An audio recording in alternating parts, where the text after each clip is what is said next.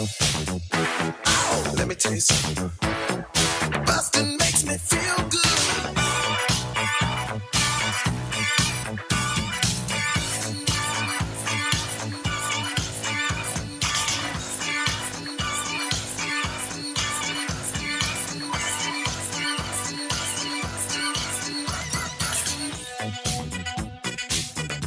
Hello, everybody. Welcome to Blockbusting, the podcast where we love to hate the movies. Yeah. I'm your host, Jay Light. Joining me today on the couch, Ify Nwadiwe. Hey, how's it going? I'm good, man. Yeah. It's so good to see you. I've been trying to get you on for a while. Yeah. You're a busy dude. Oh, man. You got a lot going on. You came at the perfect time because you came to me right as I took over a movie podcast. Really? Yeah, I'm essentially replacing Ricky Carmona on Who Shot Ya for Maximum Fun. So I was like, cool. oh yeah, I got movies on the brain. Perfect.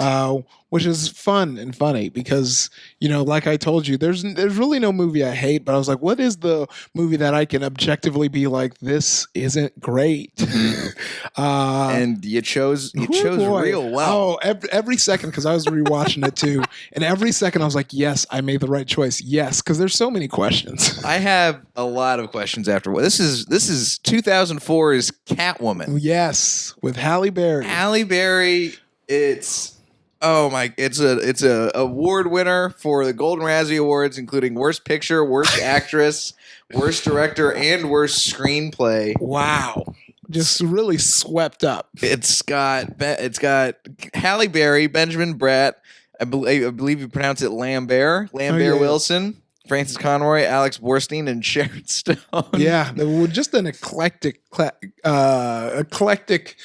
group of cast members. I will say also the party girl in the scene, and I only know this because Netflix, when I was watching it on my browser, was pointing it out for some reason. Oh yeah, Janet Varney. That's her as Janet the party. Varney in the apartment. The party. The party. If you pay it, and when you see, like, she's the one who he's like, yeah, she's dumb for wanting us to turn this music down. Like the first time they kind of disturb her. Oh, okay. That's Janet Varney over there. Man. Friend of the pod. I don't even know if I would go back and watch that scene just to see Janet Varney again. I know, yeah. I already deleted it off of my computer. Yeah, it was funny because I was on Amazon. I watched it on Amazon, actually, not Netflix, because you can't watch it on Netflix. Oh, yeah. And you can rent or buy.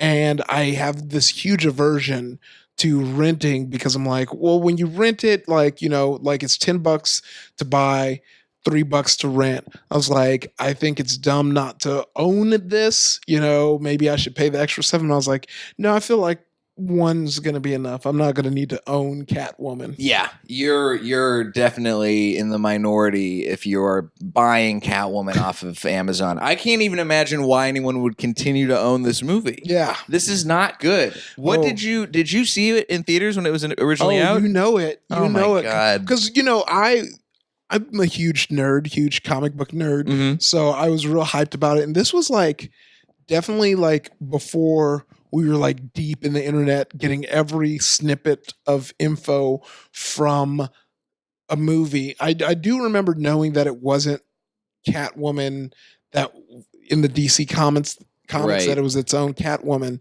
But I remember hoping that maybe it was a fake out and that this would somehow link to DC or see what. And no, it's just a bad movie. Yeah, the closest they come to having any sort of link is having Michelle Pfeiffer's Catwoman show up for a hot second in the photo spread. Yeah. When they go, I don't even know where to start with this movie. It's really I didn't watch it when it was in theaters. Yeah. I remember seeing the posters and being like, "Oh, Halle Berry's hot, cool," because I was 14. Yeah, and that's what you think when you're 14. Halle Berry is hot. Halle Berry's still hot. Yeah, you can't beat that. When she was in John Wick, I was like, still got it. Good for Halle Berry. I was very surprised. I thought she was going to be the new Little Mermaid. Yeah, and I saw Halle and the Bee, and I was like, oh, okay, cool. Halle Berry is Ariel. I'm okay with that. But this is a real clunker all the way around. Ooh, there's no real good way to explain the depths of how bad this movie is. Well, it's funny because, you know, seeing it again now in a time where there have been so many superhero movies done well from both major properties, from Marvel, DC, Image Comics, you know, there's so many just hero concepts done well that I can pinpoint ways that went wrong. One, there's no real explanation of her powers. They don't explain it. Also, no real explanation of why the cats chose her. The cat was just following around from the beginning of the movie, and when she died, the cat happened to be there, and I was like, I'm gonna put this cat smoke in you, right, and give you powers, cat breath into your mouth. There was no real like through line truly between like the hero and the villain. They just both existed and then collided. You know, there's a lot of things like that where I was like, oh, there probably could be a world in which this works. Like, because like obviously they tease the idea of where her powers came from by showing like the Egyptian kind of hieroglyphics on the wall and kind of winking at that. But if they like opening credits references a lot of that kind of stuff. If they just broke that down and really established, like, I am interested in the lore of like these cats that can imbue you with powers, because that is fun in the sense of like, all right, if we're playing with that, you're playing with like Ra, the god of sun. I mean, what was cool is like they talk about Bast, which is who they worship in Wakanda, and how Black Panther gets his powers in the Black Panther movie. All that fun nerdy stuff that they just left on the floor, right, and gave us this movie. Well, because I will say this: I am not, as listeners of this podcast will know, I am not a comic book movie person, sort of in general. And as such, I don't know a whole lot about what Catwoman is supposed to be like from not even just a movie standpoint, from like a baseline canon in Batman standpoint. So what does the movie really get wrong? Because I have a feeling that the Catwoman in the comics doesn't have powers imbued by a cat. I mean, her dying day. Yeah, like Catwoman is essentially just a cat burglar. Right. And, you know, and she, in some instances, she has the whip. I believe the Michelle Pfeiffer version had the whip. And really, she's just very agile. Like, she has cat-like powers. And I believe in also some instances, don't quote me on this, I'm more of a Marvel guy than a DC guy. She kind of has the 9 lives kind of thing where it's not counted, but she can kind of take a wallop, some would say.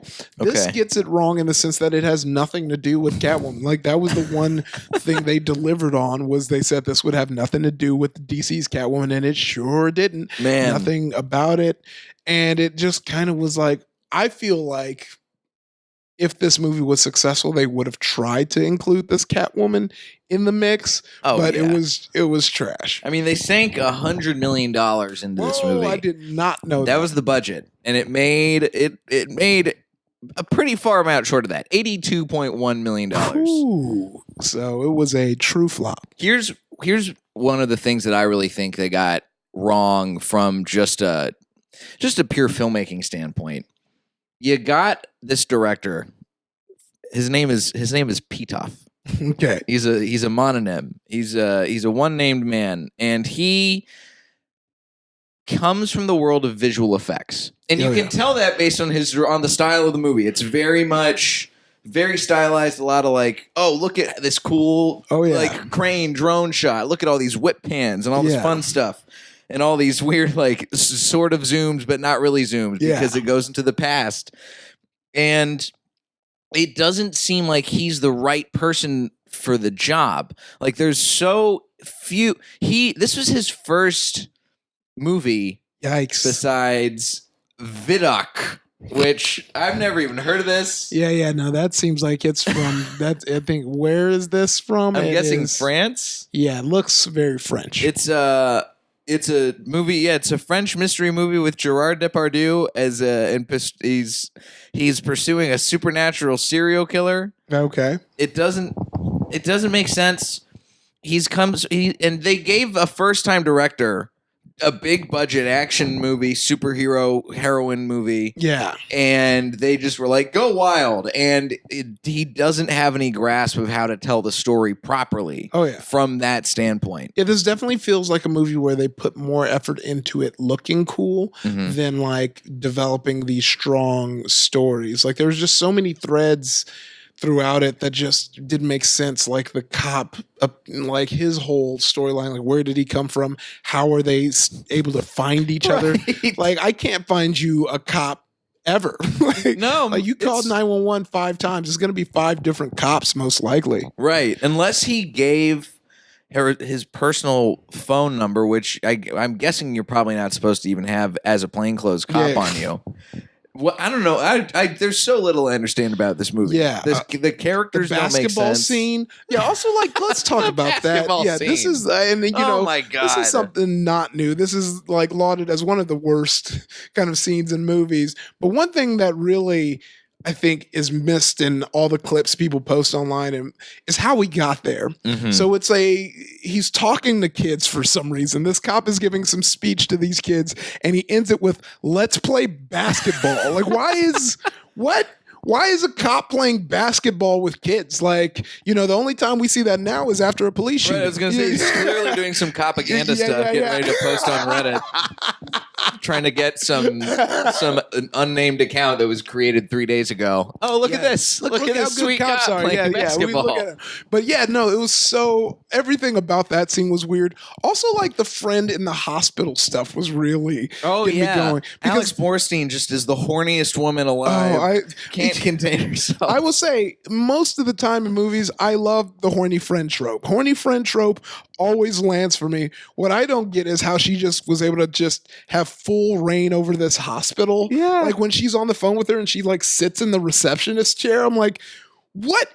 And I think that's what happens with the movie. This movie does not have a genre because I could see this in some wacky rom-com that happening. This is not a wacky rom-com. There is a fair amount of wacky rom-comminess to it, though, which is even weirder.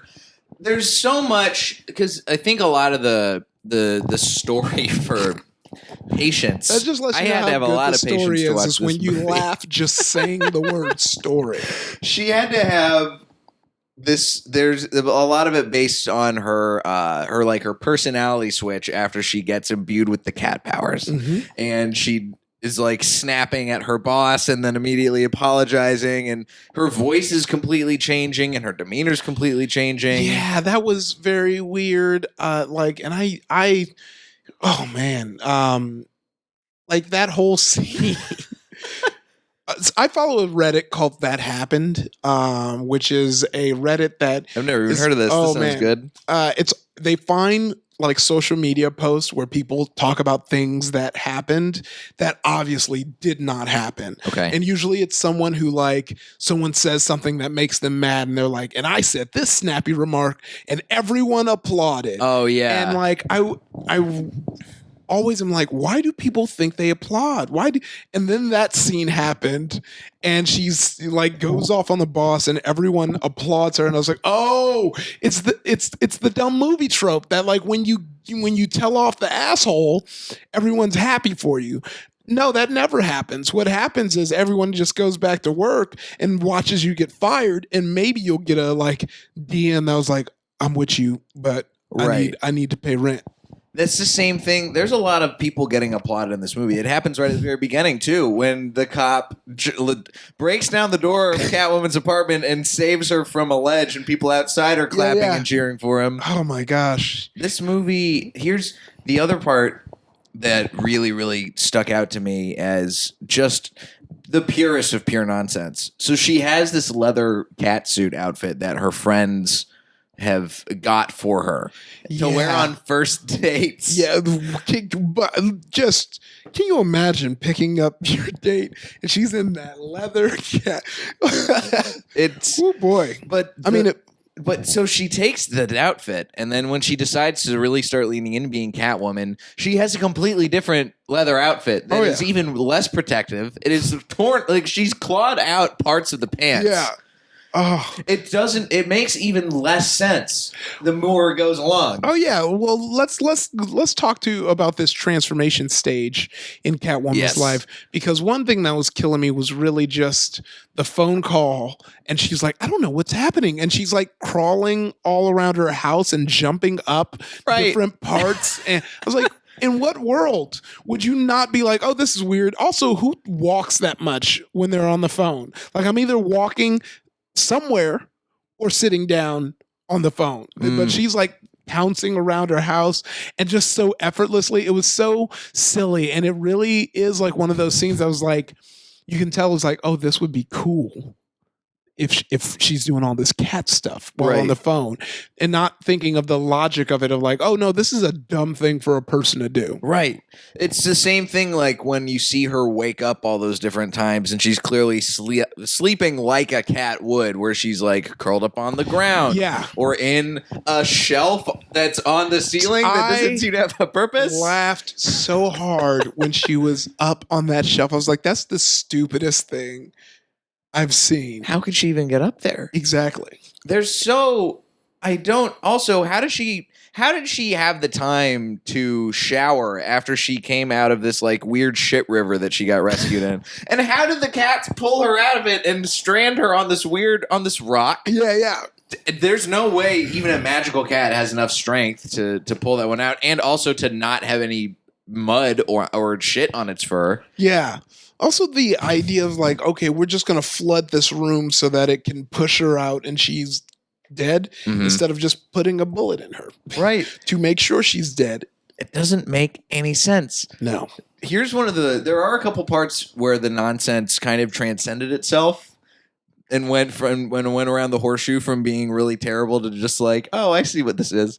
And for me, the most obvious time that happened was when they go to find Lambert something or other, the head of the cosmetics company, which, by the way, the fact that this is about a villainous cosmetics company. Let's talk about that for a second. It really does feel like someone was in a room, was like, all right, pitch me. Like, this feels like a movie that it was supposed to be a superhero movie for women. Right, yes, and the soundtrack leads a lot to that. There's so many like girl power jams. Like it's like, don't you just wish you can tell those neighbors to pipe down, but no one's going to listen to a woman. Right. Yeah. I think the fact that there was even a woman involved in the writing process at all, like the fact that there was Teresa Rebeck, who managed to still get a credit as she just got a story by credit, and there are 3 other dude writers who all wrote various. I'm just gonna say they probably shouted her down. That's what I'm thinking. Because I feel like she should have spent most of the time being like, guys, we're messing up here. That's what I'm guessing happened. Because the other dudes are all people who go on to write things like story by credit on Transformers. Yeah. That illustrious fun stuff. I will say, let's talk about these ratings, because on Amazon, for some reason, it has a 4 out of 5 stars. And I was like, this must be wrong. Oh, surely 9% you can't be right. on Rotten Tomatoes, 27% on Metacritic, 3.3 out of 10 on IMDb, but 73% of Google users liked this movie.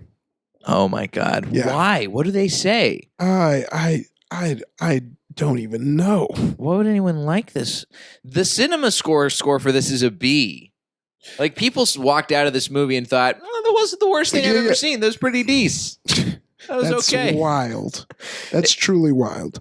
I'm gonna look at. I will say, out of the 3 writers, Teresa Rebeck is the only one who has a Wikipedia, and I need to see that. Well, she's got her. She also wrote Harriet the Spy. Oh, also she's a playwright. A Pulitzer Prize nominated playwright. Yeah, no, I get that. This only supports my idea that she was shouted down. She wrote Catwoman, Harriet the Spy, Gossip, Sunday on the Rocks, Trouble, and also directed it. Yeah, I feel like, here's the thing. These 2 dudes wrote it. They were like, oh no, Teresa, you got to come in and save it. And she tried. And she couldn't. Yeah. She couldn't, because I bet that every time she proposed a sensible idea that gave the movie some sort of a semblance of a story, the other guys were like, but what about her midriff, though? How can we get a long, lingering shot? Yeah. From the feet all the way up. So in a story like this, where it's all over the place, very wild, it's good to go into the development portion of Wikipedia. You're speaking my language. Because it oftentimes will answer a lot of questions. So the idea of this movie started back in June 1993 as a Catwoman spinoff to Batman Forever. And so it seems like what happened is in 1994 January, Tim Burton was unsure of his plans to direct Catwoman. And then on June 16th of 1995, Waters turned in his Catwoman script to Warner Bros. The same day Batman Forever was released. Burton was still being courted to direct.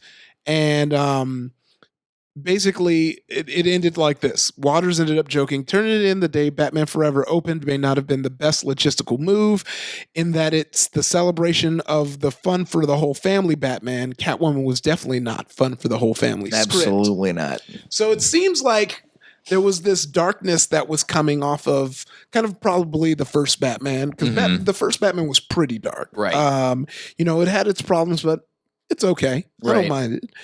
And I feel like the Catwoman was written with that in mind. And yeah, the Batman, which one was it again? Batman Returns was also pretty, because that was Burton's second Batman. Yeah. You got Michelle Pfeiffer's Catwoman with that weird, sewn together, and you got the Penguin, who's creepy as hell. Yeah. So inspired by that Batman, we started writing this, and then we had Batman Forever, which was the family one. And then it pretty much was in development hell. Yeah. And that's that when that word is used and I see a movie like this, I'm like, yeah. The fact that they canceled the original version of Batman versus Superman is why we have this movie today. Yeah. It was canceled, and then they're like, all right, let's pull Catwoman off the shelf. Let's put Halle Berry in there. She just won an Oscar. Perfect. This is going to be great. And oh boy, was it not great. It was the furthest thing from great. Well, what's funny is you probably wouldn't know this because you aren't nerdy enough, but I was aware of this because Warner Brothers canceled their Batman versus Superman film that was scheduled for 2004, and this is what replaced it because they wanted more time to give us what essentially should have probably been pushed back as even further for another at least another decade. Yeah. Well, also this is one thing I wanted to talk about is like the action scenes. Please.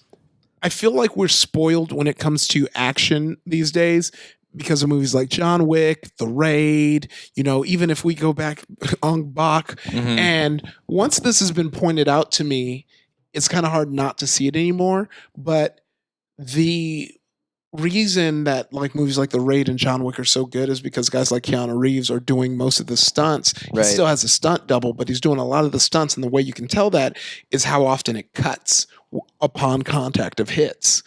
And this movie is constantly cutting away from the action, which also kind of makes you, I don't know, have a distance from the action because it doesn't feel as brutal. It feels very, very extra. Right. It feels, and that's, there's so much of the sequences like where she's in the jewelry store, being out running these dudes who are just unloading full shotguns into a place where she's clearly not anymore. Well, it's doing the fun thing in the movies where people don't think, oh, maybe we should shoot where she's going and not where she is. Right. And she's also like running across the walls more like a spider and less like a cat. Right. Almost like a Spider-Man. Yeah. But the same thing with the sequence at the opera house or whatever it is, which, by the way, to circle back, my favorite sequence in the whole movie is just they're watching some sort of Cirque du Soleil knockoff that's just people swinging back and forth for presumably like 2 hours in an intermission. Just people swinging in an Aqualand. Yeah. And the guy's date says, this is the worst thing I've ever seen in my entire life. And the guy's like, you don't get to have an opinion. And I'm like, he's right. Walk out. He's right. Get out of here. This is the moment. This is the director telling our audience what to think. Oh yeah. That's God. But anyway, so there's the fight sequence that happens there in the movie, in the opera house where they're on the catwalks. Oh wait, I see what he just did just there. Catwoman fights on a catwalk. Oh yeah. Oh man. And he patted himself on the back. He was like, got him. Yeah. But same deal there. She's very obviously not the person who's fighting. You can see a lot of stuff that is digitally enhanced. Yeah. There's a lot of flips that, Halle Berry does a lot of training for this movie, but there's no way that she can do some of these otherworldly flips and jumps. There's no way a human being, even a good stunt double, could do that. Oh yeah, and this movie is also falling victim to the times. Like this was right around the times we started having like the Spider-Man trilogy, I believe the Tobey Maguire ones, and Yeah, so that was '02 when that started, I believe, right? So like we were right when Hollywood was addicted to these huge VFX action sequences where like the VFX wasn't quite there to trick everyone, and it was very obvious. And this was one of those movies where you felt it. But also I feel like watching it now, it's kind of hard to tell if I'm like feeling it or I'm just used to better VFX that we see in all these like movies. I felt like if I watched it at the time, I might not have been able to tell because first of all, having watched so many movies with bad VFX in them that still get made now, and I can see they didn't totally get rid of the green screen right. Like they're not using the matte properly or whatever. I can tell that. But the only reason I can tell that is because I've seen a lot of movies, and that's also what I went to school for, and I learned how editing works. Yeah. And now the kimono's been pulled back, and I'm like, oh, okay, I see what's going on here. Yeah. But at the time, I probably would have thought this was cool. But I just don't know. Like even now, I can't imagine my 14-year-old self watching this. Clearly the target audience for at least part of this movie, at least one of the many movies that's within this, and can't imagine enjoying it. I know. I feel like I would have been. I think I was into it. I think I like acknowledged that it wasn't the best it could be, but still was fun. I was like, oh, it's fun. I had fun. But yeah, I think kind of articulating what some of the problems are makes it so much clearer to me. You have this rom-com bit, and it's funny because I feel like a lot of movies will have a lot of different layers to it, but necessarily doesn't like forego the genre to hit those layers. Yeah. Like, for example, Spider-Man Far From Home. Have you seen it yet? No, I haven't. Okay. A big part of it, I'm not going to spoil anything, but a big part of it is the romance or the kind of like trying to build this romance with Mary J. Whenever we hit those points in the story, I'm still watching Spider-Man Far From Home. It doesn't like switch up the tone and everyone's talking about it, and I feel like that's what the problem. Like it really feels like even the sound design in the movie switches up whenever this cop comes up. And then when we're in the jewelry store, it has this action movie kind of, yet still like action movie marketed towards women feel to it. Right. Where it's like, or what was the song? I felt like they got about every Evanescence knockoff that they could to be in this movie. The song that was playing in this, like, it's so funny. It must really suck watching movies like this and being like a part of any rock and roll subculture, because I feel like they smush them all into one to be like the annoying neighbors. Like I got a little bit of goth flavor in there. I got a little metal, hardcore, motor rock, motorcycle rock, like just all of it in this one building where it's like you just choose one and go with it. It's a movie built on stylistic clashes. Yes. There's nothing about this movie that feels fully thought out. It's the most surface of surface level movies. Oh yeah. And it's hard. You could skip a rock on this movie for forever. That's how surface level it is. Yeah. It's so I can't even imagine. There's only one person who I think could have taken whatever script this was and made it good based on what he did with Showgirls, and that's Paul Verhoeven. Yeah, I think he could have, and he, working with Sharon Stone again, that would have been fun. But I think he could have turned this into, I don't know, something heightened and campy. Well, yeah, because I think a lot of the problems too is the kind of tonal shifts. Mm-hmm. So I'd be curious to how much this movie would flow rocking with one tone, because the switch in tone would change how some of these scenes were shot, acted, so that would be interesting to see. Yeah. What would someone else do with it? Is there anything that you think could save this movie? Definitely sticking to one tone. I think they really make it this kind of magic mysticism movie where there's these like superpowered cats watching over, like essentially make this The Crow but with cats. Before we say any other bad things, I do want to know, because we haven't really talked about her a whole lot. What do you think of Halle Berry in this movie?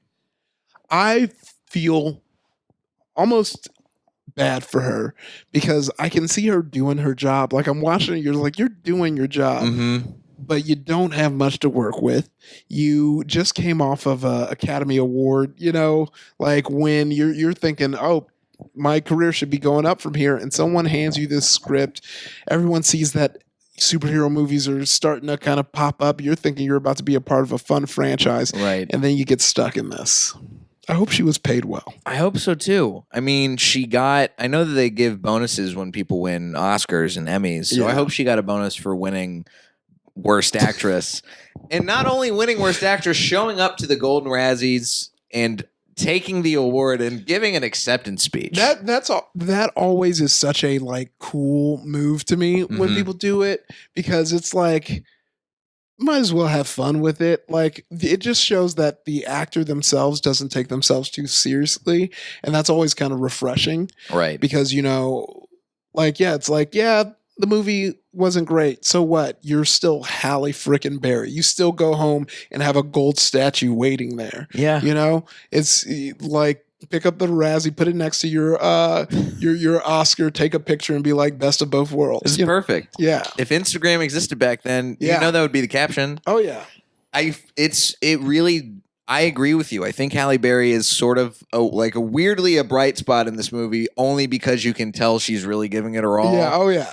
When she has to say garbage lines like, I'm going to be late for my job. Why wouldn't you just say I'm going to be late for work? Yeah.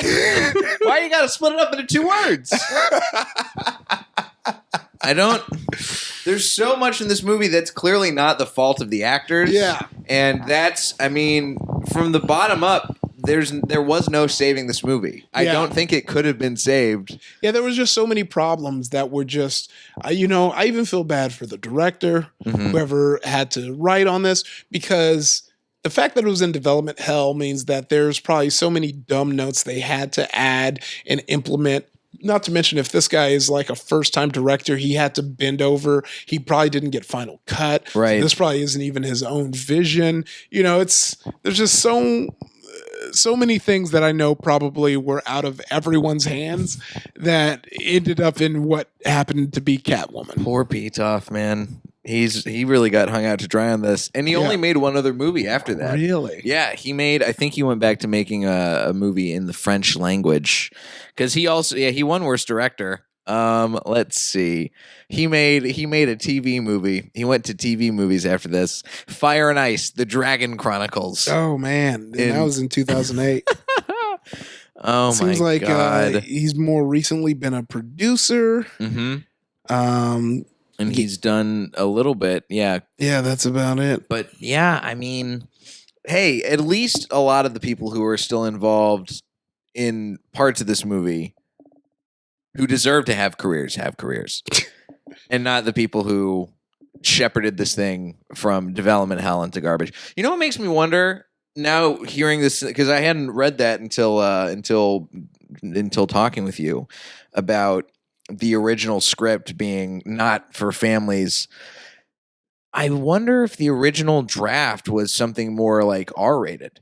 Oh yeah, 100% it probably was. I would imagine so. I bet you it was super sexual. I mean, I could almost feel some of the stuff from Michelle Pfeiffer's Catwoman that kind of survived through to this script. Like all that kind of cat moving around stuff and all that kind of, what was weird to me was this idea that like there was a different person who was Catwoman and then there was her. Right. Because that's just weird. Like that seems like such an extra layer that doesn't need to be there. There have been dozens of Catwomen throughout history. Yeah. And I know about all of them, and I have photos and etchings of all of them, but I'm not involved, I promise you. Yeah. That's so weird. Ugh. They definitely were setting her up to be her Alfred for whatever the sequel was. Yeah, that did not come. Do you think an R-rated Catwoman would be any better? Would that have improved this movie, or also would it have just made it even? Yeah, because there might have been worse? a thing where it's like, word gets out, it's like you see some titties in the movie, and that I feel like that'll give you an extra 20 mil. Yeah, you know what? That'd push it over the finish line at least. Yeah, it's like we'll go see this. They should have done it. Pete off, you silly. Well, who else made this? Warner Brothers? Yeah. Warner Brothers, you dumb fucks. Now, obviously, I can't recommend Catwoman. I don't imagine you can recommend people watch Catwoman. Yeah, no, I'm not going to. If you're doing one of those movie nights of like, we're going to watch movies that are bad and laugh, then yeah, because this movie definitely has fun. Because sometimes there's like bad movies that feel like, oh, it's bad. And it's like, oh, this is bad and kind of sad because this is like just bad, where like this is bad in a cartoonishly fun way. Now, as a self-described nerd and a movie, comic book, and superhero movie aficionado, what would you recommend people watch? Maybe something that's not a more well-known one. Maybe something off the beaten path a little bit. Ooh, to wash the taste out of Catwoman. To wash the taste out of Catwoman, I'd say. I don't want to go too far back because check out Kick-Ass if you haven't. I really like the first Kick-Ass. Was there a sequel? I know there was a sequel to the comic. Mm-hmm. I never saw the sequel because the sequel to the comic was rough too. So I was like, I don't need to see this in movie form. Yeah, I remember seeing Kick-Ass. I don't, because it's been a while since I've seen it, but I do remember there's like an indelible image where they have the dude in and they're in the lumberyard and they put the dude in the wood oven and he just explodes. Yeah. I was like, this is pretty great. Oh yeah, it's solid. It's so fun. You got Nick Cage, you got Chloe Grace Moretz. Killing it. Oh my God. Yeah, maybe I'll watch Kick-Ass again. Yeah. I feel like I need to cleanse myself of this garbage. Well, as much as I hated the movie, I did not hate our chat. And I appreciate you coming through thanks for having me. and bringing this to my attention. Yeah. Holy shit. Oh. Well, thanks, Ify. And of course, and so you're the new host on Who Shot Ya? Yeah, so I'm on Too Many Podcasts. So listen to Candy Dinners. Comes out on Mondays. Nerdificent on Tuesdays. And Who Shot Ya on Fridays. That's a lot of podcasts. Yeah. And then if they want to follow you on social media or things. Oh, yeah. Ify Nwadiwe, Ify Nwadiwe on Twitter and Instagram. Excellent. You can find me at Diet J on Twitter and Instagram, jlightcomedy.com for show dates. And if you are in Europe, I'm going to be in Scotland in like 2 weeks.